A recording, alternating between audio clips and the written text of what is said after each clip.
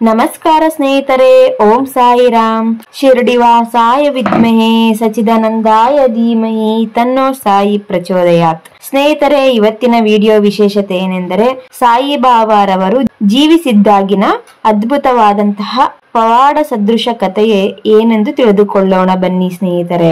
1917ರಲ್ಲಿ ಸಾಯಿಬಾಬಾರವರನ್ನು ಬಡೇ ಮೇಯಿನ್ ರವರು ಭೇಟಿಯಾಗಿದ್ದರು. ಶಾಂತಾರಾಮ್ ಅವರು ಬಾಬಾ ಕುರಿತು ತಿಳಿದುಕೊಳ್ಳಲು ಮತ್ತು ಅವರ ದೈವತ್ವದ ಬಗ್ಗೆ ಮಾತನಾಡಲು ಆಸಕ್ತಿ ತೋರಿದರು. ಅದಕ್ಕೆ ಬಡೇ ಮೇಯಿನ್ ಹೇಳಿದರು, ಬಾಬಾ ಒಬ್ಬ ಮಹಾನ್ ವಾಲಿ. ಅವರು ಒಂದು ಆಳವಾದ ಸಮುದ್ರದಂತೆ ಇದ್ದರು. ನನ್ನಂತ ಗೃಹಸ್ಥನೊಬ್ಬರು ಆ ಸಮುದ್ರದ ಆಳವನ್ನು ಹೇಗೆ ಅಳಿಯಬಲ್ಲರು? ನನ್ನ ಮಗಳ ವಿವಾಹದ ಬಗ್ಗೆ ನನಗೆ ತುಂಬಾ ಚಿಂತೆಯಾಗಿತ್ತು, ಏಕೆಂದರೆ ನನ್ನ ಬಳಿ ಹಣವೇ ಇರಲಿಲ್ಲ. ಬಾಬಾರ ಮಹಿಮೆ ಮತ್ತು ದಾನಶೀಲತೆ ಬಗ್ಗೆ ಕೇಳಿದ್ದರಿಂದ ನಾನು ಮರಾಠವಾಡದ ಒಂದು ಸಣ್ಣ ಹಳ್ಳಿಯಿಂದ ಶಿರಡಿಯ ಕಡೆ ಪ್ರಯಾಣ ಮಾಡಿದೆ. ದ್ವಾರಕಾಮಾಯಿಗೆ ಹೋಗಿ ನೋಡಿದಾಗ ಬಾಬಾ ಮಂಚದ ಮೇಲೆ ಕುಳಿತಿದ್ದರು ಮತ್ತು ಅವರ ಸುತ್ತಲೂ ಕೆಲ ಭಕ್ತರು ಇದ್ದರು. ನಾನು ಅವರ ಮುಂದೆ ಸಾಷ್ಟಾಂಗ ನಮಸ್ಕಾರ ಮಾಡಿ ಶಾಂತವಾಗಿ ಕುಳಿತೆ. ಆ ಸಮಯದಲ್ಲಿ ಹಳ್ಳಿಯ ಒಬ್ಬ ಪಾಟೀಲ ಬಂದು ಬಾಬಾ ಮುಂದೆ 3 ರೂಪಾಯಿಗಳನ್ನು ಇಟ್ಟು ಕುಳಿತರು. ಬಾಬಾ ಅವರನ್ನು ನೋಡಿ ಕೇಳಿದರು, ನಿನ್ನ ಮನೆಯಲ್ಲೆಲ್ಲ ಸುಖವಾಗಿದೆಯಾ? ಪಾಟೀಲ ಉತ್ತರಿಸಿದರು, ನನ್ನ ಮಗಳ ಮದುವೆ ಸಮೀಪಿಸುತ್ತಿದೆ, ಆದರೆ ಅದಕ್ಕೆ ಬೇಕಾದ ಹಣ ನನ್ನ ಬಳಿ ಇಲ್ಲ. ನಾನು ಈಗಾಗಲೇ ಸಾಲದಲ್ಲಿ ಮುಳುಗಿದ್ದೇನೆ.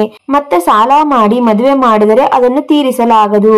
ಆದರೆ ದೊಡ್ಡ ಪ್ರಮಾಣದಲ್ಲಿ ಮದುವೆ ಮಾಡದಿದ್ದರೆ ಹಳ್ಳಿಯವರು ನಗುತ್ತಾರೆ.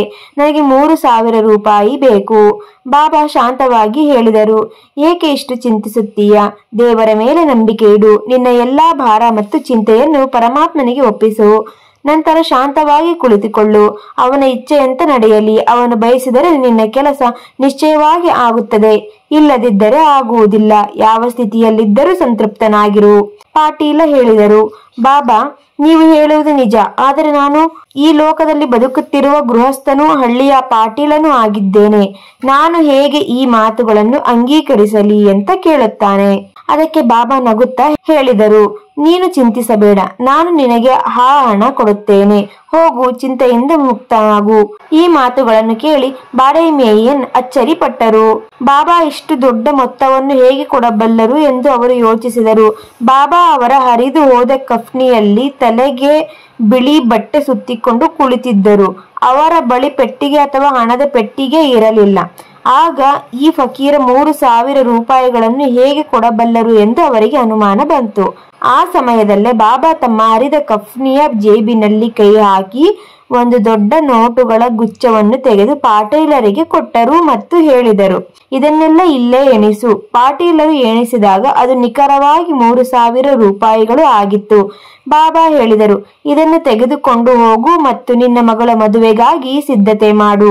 ಇದನ್ನೆಲ್ಲ ನೋಡಿ ಬಡೇ ಮೇಯಿನ್ ಅವರಿಗೆ ಆಘಾತವಾಯಿತು. ಅವರ ಕಣ್ಣುಗಳು ಆಶ್ಚರ್ಯದಿಂದ ತುಂಬಿಕೊಂಡವು. ಅವರು ಬಾಬಾಗೆ ಸಾಷ್ಟಾಂಗ ನಮಸ್ಕಾರ ಮಾಡಿ ಭಕ್ತಿ ಭಾವದಿಂದ ಮನೆಗೆ ಹಿಂದಿರುಗಿದರು. ಸಾಯಿ ಲೀಲೆ ಅಮೋಘ, ಅಜ್ಞಾತವೂ ಅದ್ಭುತವೂ ಆಗಿದೆ. ಬಾಬಾ ಯಾವಾಗಲೂ ತಮ್ಮ ಭಕ್ತರ ಅಗತ್ಯಗಳನ್ನು ದೈವಿಕ ರೀತಿಯಲ್ಲಿ ಪೂರೈಸುತ್ತಾರೆ. ಇದಾಗಿತ್ತು ಸ್ನೇಹಿತರೆ ಇವತ್ತಿನ ವಿಡಿಯೋ ವಿಶೇಷತೆ. ಸ್ನೇಹಿತರೆ, ಒಂದು ವಿಶೇಷ ಸೂಚನೆ ಏನು ಅಂದರೆ, ನಾವು ತಿಂಗಳಿಗೆ ಒಂದ್ಸಲಿ SR ನೋ ಟ್ಯಾರೋಟ್ ರೀಡಿಂಗ್ ನ ಫ್ರೀ ಆಗಿ ನಮ್ಮ ಸಾಯಿ ಗ್ರೂಪ್ ನಲ್ಲಿ ಕಂಡಕ್ಟ್ ಮಾಡ್ತಿದ್ದೀನಿ. ಇಂಟ್ರೆಸ್ಟ್ ಇದ್ದವರು ಜಾಯ್ನ್ ಆಗಿ. ವಾಟ್ಸ್ಆಪ್ ಗ್ರೂಪ್ ಲಿಂಕ್ ಡಿಸ್ಕ್ರಿಪ್ಷನ್ ಅಲ್ಲಿ ಇರುತ್ತೆ ಸ್ನೇಹಿತರೆ. ಮತ್ತೆ ಮುಂದಿನ ವಿಡಿಯೋದಲ್ಲಿ ಸಿಗೋಣ. ಅಲ್ಲಿಯವರೆಗೆ ಓಂ ಸಾಯಿರಾಮ್.